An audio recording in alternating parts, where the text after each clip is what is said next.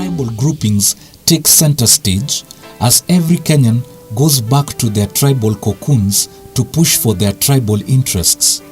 Every one of the 43 tribes fights for a share of the presidency as the 5 major tribes take the front line. This often leads to hatred and sidelining of certain tribes, which then culminates into violence. Between late 1991 and December 1992, when we held our first multi-party elections in more than 2 decades, at least 1,000 people were killed and over 200,000 displaced in ethnic violence since we got independence from Britain in 1963. The clashes continued even long after the elections were over. In August 13, 1997, another outbreak of violence was witnessed in the coastal city of Mombasa and other large parts of the country. Politicians then used the ethnic card to whip up emotions of the natives. In 2007, we had the most contested election ever in the history of our country. The frontrunners were Mr. Mwai Kibaki, running on the Party of National Unity ticket, and Raila Odinga, running on the Orange Democratic Movement ticket. In Kenya, voting has always been along ethnic lines, and this time around, it was not any different.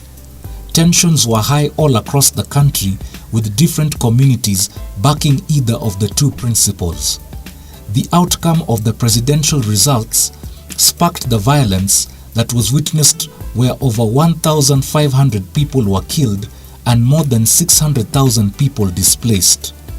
This was a political, economic, and humanitarian crisis.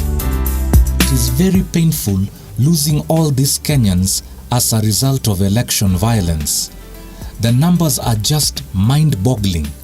Do we really need to continue the culture of violence that comes with the death of children, mothers, and our fathers? Do we want businesses to continue shutting down? Do we want to witness our sisters, mothers, being raped every electioneering period? Do Kenyans want to continue living in fear to the fact that they will be displaced from their homes? I believe not. The current constitutional setting only allows for 2 tribes at the presidency, meaning the other 41 tribes have very little or no share in the formation of government. What has this setting been breeding over time? Hatred. Hatred against the 2 tribes that keep clinching the presidency due to their large numbers and combination. This hatred has subtly lived in the hearts of Kenyans, especially those who hail from the sidelined regions. This is a vicious cycle that keeps resurfacing every other election year. The Building Bridges initiative that was created after the March 9, 2018 handshake between the main contestants of the 2017 general election, President Uhuru Kenyatta and opposition leader Raila Odinga, seeks to solve all this mayhem and more. The handshake came after Kenya had witnessed a whirlwind of political uncertainty that almost led to secession. Remember, David Ndii almost cried and has never recovered. The country had been literally divided into 2 tribal camps, with each camp holding on to very harsh stand against the other.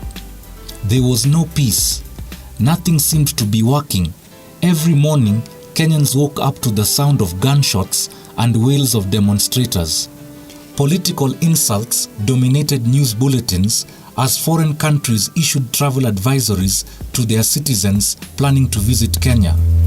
All this will now be a thing of the past, since the 2 top political leaders seek to unite the country for good. Through the BBI, they seek to create room for an inclusive executive.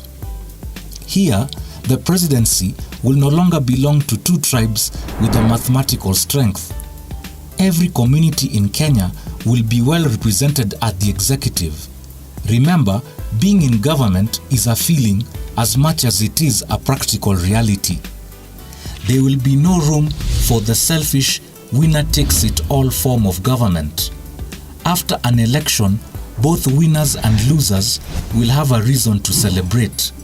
This is in a bid to ensure equitable distribution of the national cake and prevent the fierce jostling for the presidency witnessed every 5 years.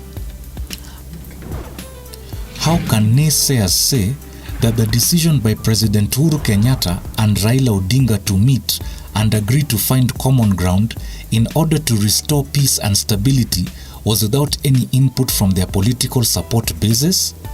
How can anyone say that there was no public participation, yet BBI visited all counties in broad daylight and Kenyans saw it happen?